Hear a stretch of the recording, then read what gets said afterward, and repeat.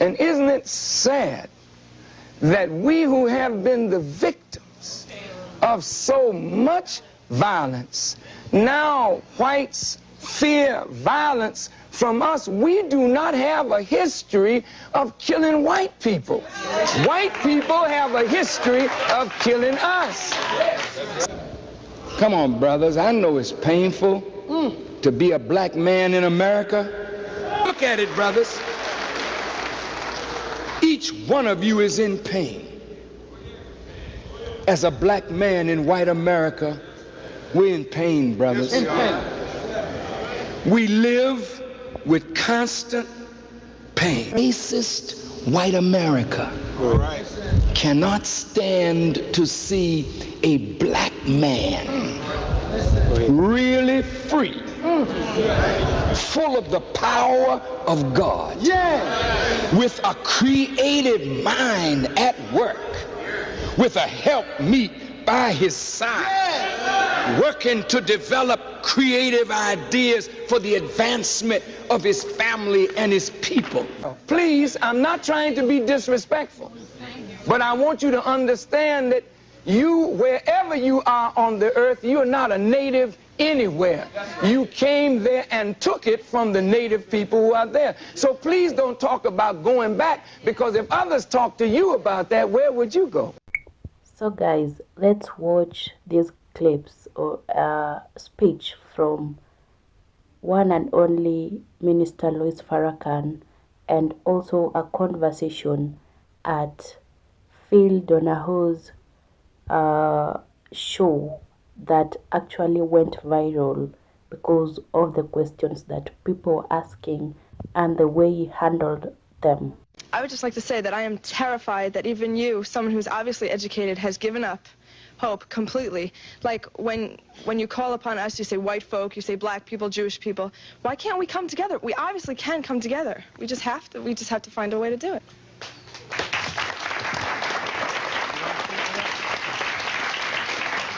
The desire is good, but the reality is the total opposite of your desire. And unfortunately, as a young lady, you are not in the position of power to make the decisions to make America work. May I, you know, as an audience of intelligent people, I would like to just take a moment to say to you that I really don't think you fully understand what has happened to these people that you look at as second class or inferior citizens in this nation. Black people who were brought to this country were stripped of their names, language, culture, religion, God, and taken totally away from the history of themselves. Here are 30 million people who don't wear their own names, they wear your names. Who don't speak their own language, they speak English, which is not their language. They never were allowed their own cultural expression of Africa. Don't you realize that when you turn a people upside down and inside out, then sell them not for a day, not for a year, but for 300 years, and deny us the human right to know, to read a book, to learn, to understand. And then after 300 years of that, you allow us into the church, but by that time you've painted Jesus white, God white, the angels white, and then all these black people have been subjected to a form of white supremacy, which produces in the reverse a black inferiority. And this is fulfilling what Jesus said, as a man thinketh, so is he. And as long as our people think the way they think, we will never be able to do what we as a people should do to correct our condition. Over here, please. Several people in the audience have said the things that he's saying, but you really haven't been specific. In Watts, we live in Bedford-Stuyvesant. That's a form of segregation. We walk through Bensonhurst, we get killed. So what are you talking about?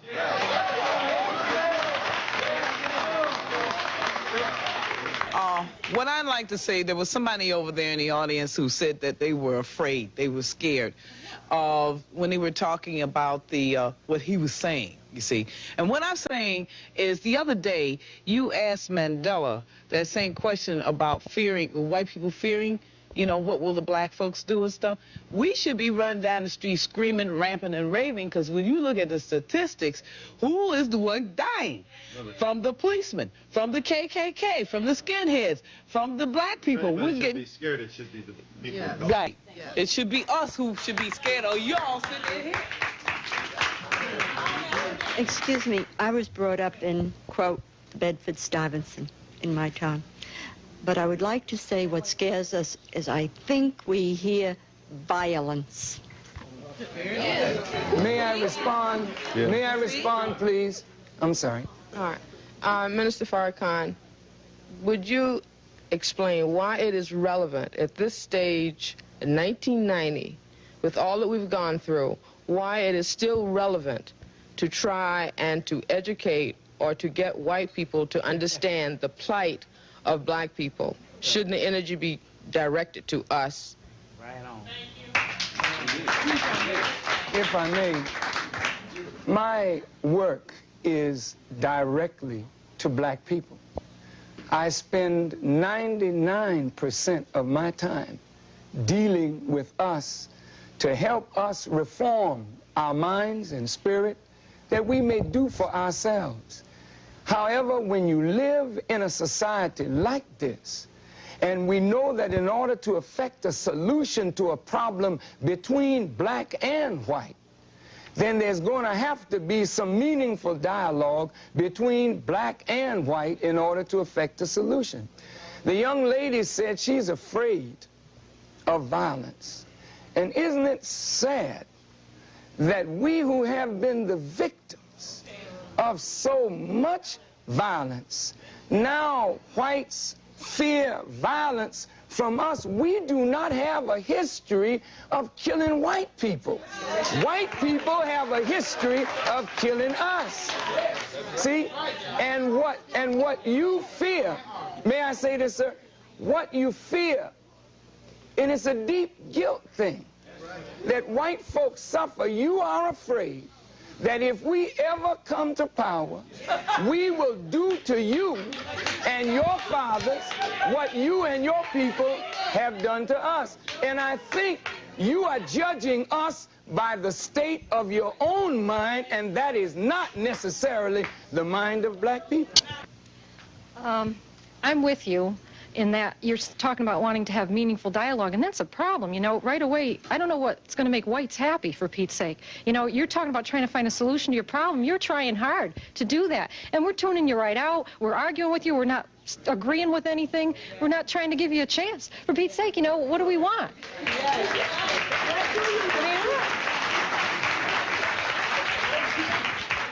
Assalamu alaikum. Mr. Farrakhan, there's a situation now where 1 in 4 black males are in prison or in jail or in some type of probation situation, okay? When I look around, even myself being a black reporter, okay, and they talk about racism, of a black and white person go to the job, a black person is going to get the job, I never find that out. And we're in New York City with a black mayor, and I still haven't seen it. And when I see Minister Farrakhan, not only the brothers enlighten me, but he gives me hope to not give up, not go get a pistol and stick somebody up, okay? So when I see you, not only are you the light and the hope, but I think, white America, you need to listen. And please don't harm this brother, because we love him. Yeah. Hang on a minute. Yeah. Getting back to what she said, what exactly do we have a problem with? Before you made a statement, you said that I think that, well, not I, you said that white people think that you're inferior to us. I don't believe that. I'm part of the youth of America. I am not prejudiced. I feel more prejudiced right now than I've ever felt. Not against black, I am not prejudiced against black people. Some of my best friends are black people. I am, what's the problem with that? Yeah. You let him speak, let me speak. Yeah. You wanted to speak to this young woman? No, I don't want to speak. Who wants to talk to her? Yes. No, yes. What do you mean you feel more prejudice right now? Because the way he's saying... Because what? What he's saying right now, I mean, I feel that you are prejudiced towards white people.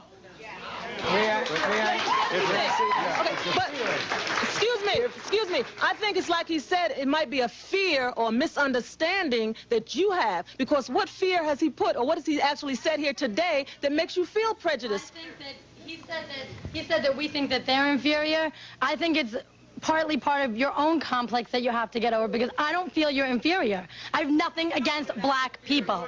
Let me answer her. This is the, excuse me, this is the situation. Every young white adult says, I have not done this to black people. I have not done that to black people. But your forefathers are the ones who have set us in the situation we are in. Now, what I'm saying is this. When Nat Turner stood up, you all rejected him. You killed him. When Marcus Garvey stood up, you all rejected him, enslaved him. He died a broken heart. Now, what I'm saying is this. Your fathers have put us in the condition we are in, and today you are profiting from what your forefathers have done. Now, my grandchildren are going to be raised, and your children are going to say to them, they have not done to them, because you are the ones who are going to do to my grandchildren what they're going to experience if the situation continues. Now, what I'm saying is this. When we talk about America falling, what we are saying is this. If you all want to control America, then we must have a land base that we control. You all cannot continue printing the dollar bill and then expect us to abide by your rules when you do not want to give us jobs. Therefore, I'm saying that we have now got to come into negotiations, and Minister Farrakhan is the man to listen to.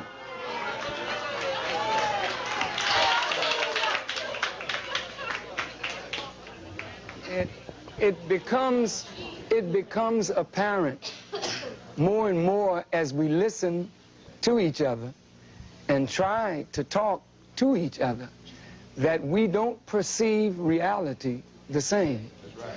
And as we're talking about either reconciling differences or separating, it becomes clear that if two people are looking at the same thing and perceiving it so differently, then the two people are operating under a different stimulus.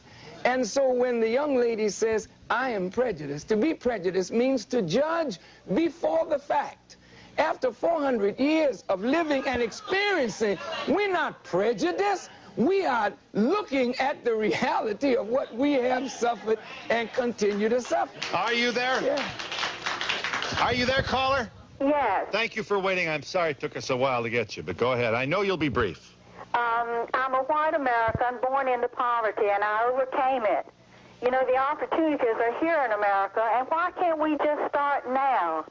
We hear all this violence. Why can't we just talk in a positive way and go forward instead of remembering all these things that are in the past that are negative? They were not good for blacks, not good for white people. Yes, Minister Farrakhan commenting.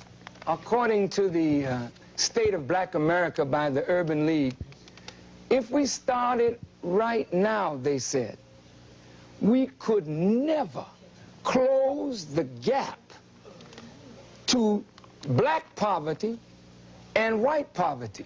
She said, let us start right now. Let's forget the past. Notice this. When Jewish people remember the Holocaust and want the world to remember the Holocaust. Wait. Why do you want the world to remember? Because if the world does not remember, it is likely to repeat itself. And Jewish persons who suffered from the Holocaust want the world to remember this because the world turned its back while Jews were put in ovens. I, as a black person, want my people to remember what we have suffered and what we continue to suffer so that we will say like the Jews, never again. Never again. Okay, I've been listening in this corner right here, and I've heard a whole lot of negative things from the white people here. When you were trying to explain yourself, the white people don't want to hear you explain yourself. They drown you out. They start already trying to drown you out and talk over you. There's a certain amount of white arrogance here, and they don't want to listen to what black people are saying. They don't understand because they don't want to understand. I've heard a woman here say, go back to Africa. Somebody said, we have a black holiday. What does that mean? So what does that mean? He did not say that. He said, if we have a choice, what some of us can go and some of us can stay. But there's no understanding in here. People are just trying to talk. To those arrogant persons, you know, when you tell us go back, please remember where you came from. And when you want to relegate somebody to a specific place, just remember what your origin is in this world. Please, I'm not trying to be disrespectful, but I want you to understand that you, wherever you are on the earth, you're not a native anywhere. You came there and took it from the native people who are there. So please don't talk about going back, because if others talk to you about that, where would you go?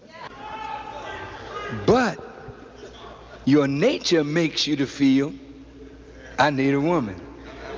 Now, of course, if you're a natural man, your nature make you feel, I need a woman. And the woman is made to feel she needs a man. So we meet. And we are attracted to each other.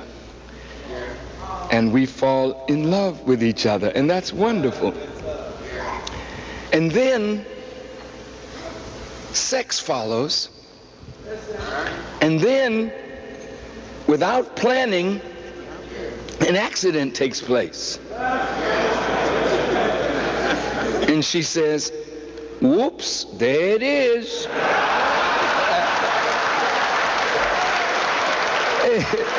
Hey, baby, I'm pregnant. I'm pregnant, baby. What you telling me for?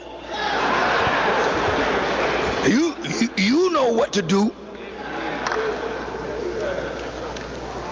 Now, brothers, when you don't have any money in your pocket and your children are at home crying,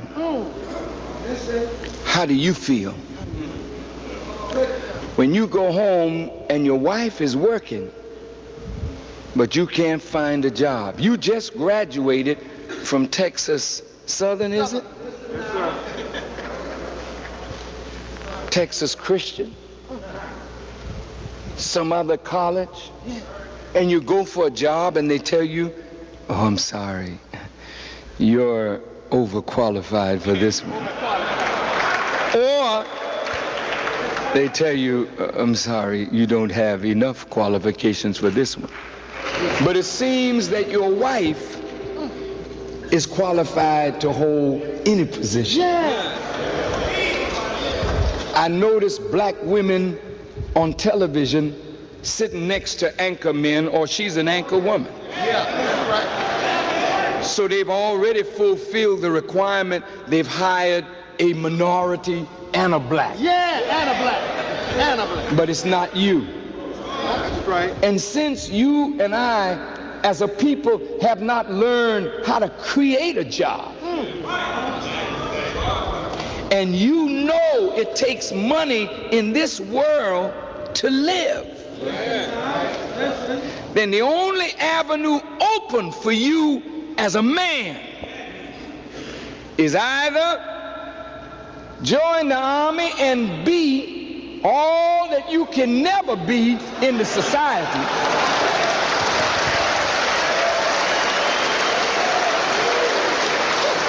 so that you can be sent all over the world to fight for a democracy that you don't know anything about at home. Or you can be in the neighborhood, and I tell you what, you can make a lot of money if you start small and grow big. Here's what I want you to do. Just go around and steal hubcaps.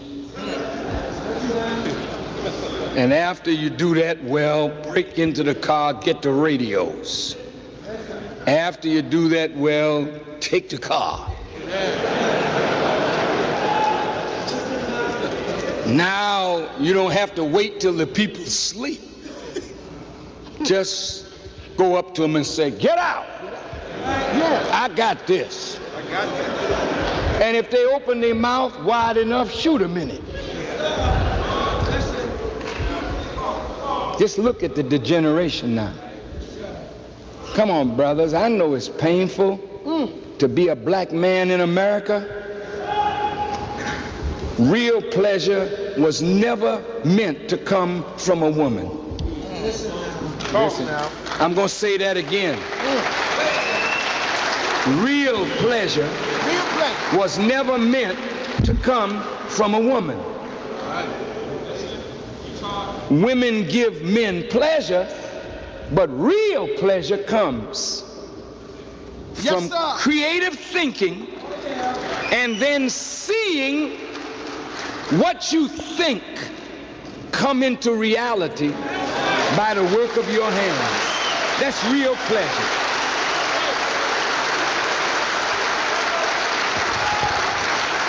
Reverend Jackson has experienced real pleasure.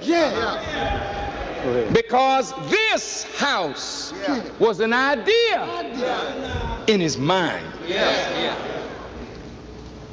An architect took it from his mind and put it on paper.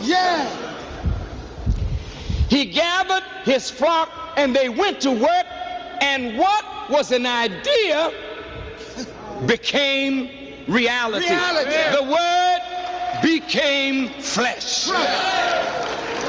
So on the day that this house was opened, joy that no female could give, because now this house, this reality from the mind can house thousands now that can be inspired to go out and make a difference in the world.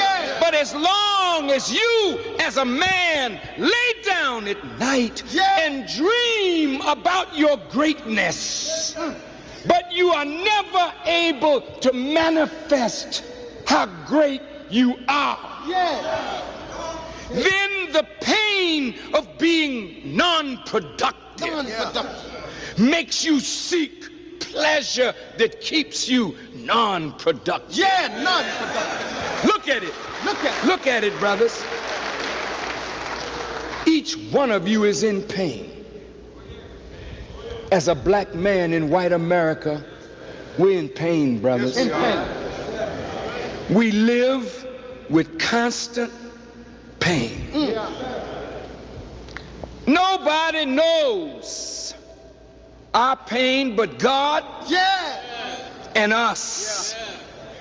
When you wake up in the morning and you look in the mirror and you know deep down inside you are as great as any man of greatness that you've heard about, read about, or seen in real life, you know you are as great as any one of them, possibly greater.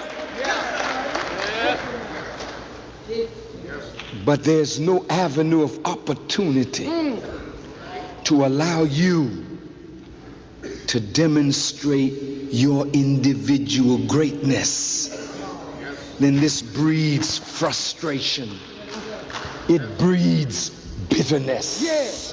It breeds envy and jealousy. You look behind us at the heavyweight champion of the world.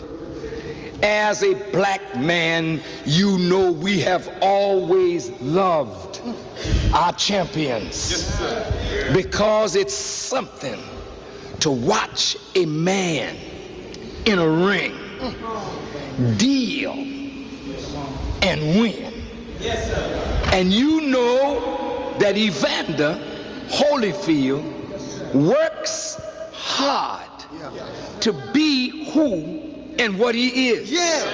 He doesn't climb into the ring without having made a great sacrifice of time. And he's in pain. He puts his body through pain to condition himself for what he's about to face. Every man has that same ability to be a champion, maybe not in the ring, but each one of you is a champion in your own right. But if you have no way to show it, no opportunity to prove it, then we end up worshiping the champ rather than worshiping God. Or we end up being envious of the champ. Look at what he got. Shoot. He ain't nothing. And so our community is filled with envy, jealousy, strife, contention, bitterness, frustration, hatred, murder, because we are unfulfilled as men. Because racist white America cannot stand to see a black man really free, full of the power of God, with a creative mind at work, with a helpmeet by his side, working to develop creative ideas for the advancement of his family and his people. So since two things cannot occupy the same space at the same time, if the white male is gonna rule, then he must crush the black male. White male, you are wrong. Because if in reality, because of white supremacy, you believe that in order for you to survive as a white man, you have to crush a black man's existence, then in crushing our existence, you are doing something to your own. Because ultimately, no power on earth for any long period of time can keep any man from attaining what God himself has willed for that man. Now, what's up guys, welcome back to my YouTube channel. My name is Karen. Thank you so much for always coming back to watch my videos. Thank you for my returning subscribers. I really appreciate you guys. And if you're new here, kindly consider subscribing to the channel, and also you can share the video, you can like the video also, and you can support the channel through super chat, super thanks, and you can also join memberships, because we are starting to have members only packs, and you can join if you feel like you want to. It's not something that you are forced to do. So guys, let's go straight to this video. As we have all been saying, Dr. Louis Farrakhan, or Minister Louis Farrakhan, is that one person that you can listen to over and over and over without getting bored or getting tired of it. The reason is that this guy knows how to say things straightforward. He speaks his truth. He speaks things the way they are. He doesn't beat around the bush. He says it the way it is, He doesn't cover up just because, it was back then, and, maybe it was a bit tough for a black person to speak against a white man, and all that. But he speaks, and he doesn't care whether, whether anyone who is trying to control him or who is trying to tell him to go right and left is listening. He is standing for the black people. He is standing for the black nation. That is what Louis Farrakhan has always done. And in this clip, you can hear that, there are a lot of white people that weren't even satisfied, you know, and they feel like this guy is not really after uniting or fighting for black rights and all that. But he answered them in the most wisest ways that you couldn't imagine, you know, despite the fact that the questions were actually intimidating and all that, you know, but he still had the courage and confidence to say it loud. He said that a black man is not really free in a white man's land, and they have no authority or superiority. They have never felt like they are the superior, or they have never felt like they belong to America just because they are being discriminated and being told that they are the aliens, which is not really true, because there is there is no one that we can say, you know, you are the one who founded America and you belong to America, so a black person should not come in and all that, you know. So before God, everyone is equal. Before God, we are all the same, whether black, white, we are all the same. Our rights should all be treated the same. And that starts when we stand as black people and unite and work together towards ensuring that our sorry, to ensure that our plea is heard, like our rights are also being considered, you know, because at the end of the day, America does not belong to black people only. So it's up to us to fight for our rights and equalization, at the same time try to fight against racism. And as soon as black people start learning that, you know, as a black person, when you are educated and you have more skills, that is when the world would start treating us the same. But at the same time, I understand that most people are actually educated. They are to the level where the other our brothers are, but they are not getting the opportunities just because of racism, discrimination, and all that, you know. And they even get lower pay just because you are different, and they take advantage of you. So as soon as a black man learns that we are also important, and you put yourself out there and consider yourself as more important, that is when the society would learn to treat you the way you treat yourself. But if we stand with fear, we stand against ourselves, we don't actually remember that we are more important just like the others, that is when all of us are going to fail as a black community. So guys, I really appreciate you listening up to this point. Kindly let me know in the comment section what you think or feel about Louis Farrakhan's remarks and the whole conversation. How did you take it, you know? Because this was a like years back video. It's not a new video, but it's as important as it was. So guys, thank you so much. Give the video a thumbs up and see you in my next video. Ensure you are subscribed to this channel.